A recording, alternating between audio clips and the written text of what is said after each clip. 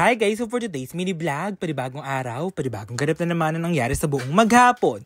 Just keep on watching!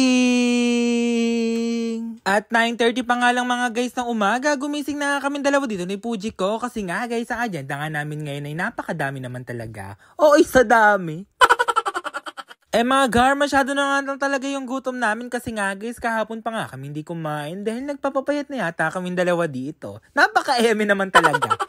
Kaya ayun nga, sabay na nga kaming kumain dito kasi nga guys, kami lang muna mag-church. Sabi ko nga dito, kumain nga muna kami dahil alas 12 pa nga matatapos yung church namin dito, magtatanghalian na at nagugutom na nga din kami. Sige nga mga guard, sumibog nga tayo ng sumibog dito, kain po tayo.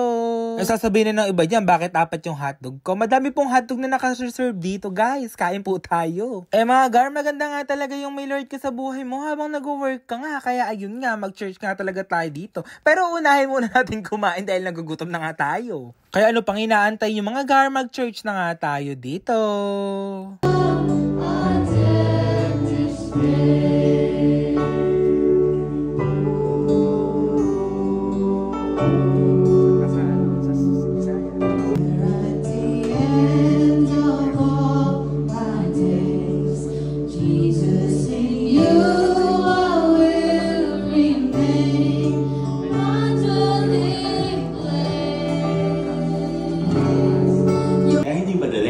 Sabihin mo sa katabi mo, totoo yun. Totoo, no? Hindi madali. Mga weaknesses ka. Mabuti pa rin tayo. Lahat tayo, no? Nangihina ka pa rin ba?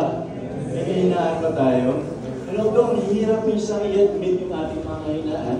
Kanino man, siya yung nakakaintindi sa'yo sa dinadaanan mong hirap. Yung gano'n.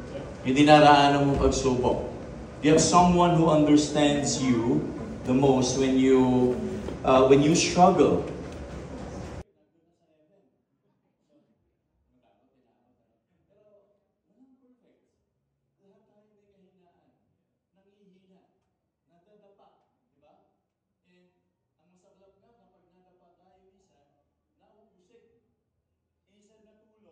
Sana nga mga gar, napakinggan nyo nga yung sinabi ng pastor namin. Saka nga pala yung praise and worship. Napakasarap naman talaga mag-praise and worship kay Lord. At dahil Sunday naman ngayon mga gar, kailangan nga natin talagang gumastos sa MN kung may panggagastos nga lang talaga dito. Pero ang masaklap, window shopping lang talagang nangyari kay It's Emil Vlog.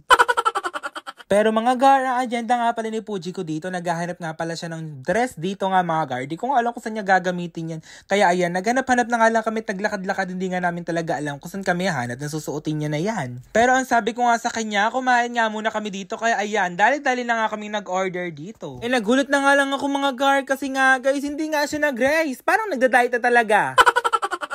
Sabi ko nga sa kanya, i-treat nga natin yung sarili natin kasi nga linggo. Linggo to guys, self-love. Wala naman kasi talagang magtitreat sa'yo kundi na lang sarili mo. Ayan, love yourself na lang talaga dahil single era tayo today. Pero kung gusto niyo naman din ako maging single o maging taken na nga lang talaga ako, mind nyo na nga lang din talaga ako dito. Comment down below na lang. Bakit parang naging kambing na lang yata talaga It's Emil Vlog nyo? Kaya ayan nga, nung 5 na nga yan, kumain na nga kami dito sa Starbucks. Diyos ko nga mga gar, wala tayong pero bakit nandito tayo sa Starbucks? Anong nangyayari naman dito It's Emil Vlog? Papasabi na lang talaga akong I deserve this. Kasi nga, guys, masyado na lang talaga yung pagod ko. Sana nga nag-enjoy kayo. Yun lang guys, thank you for watching!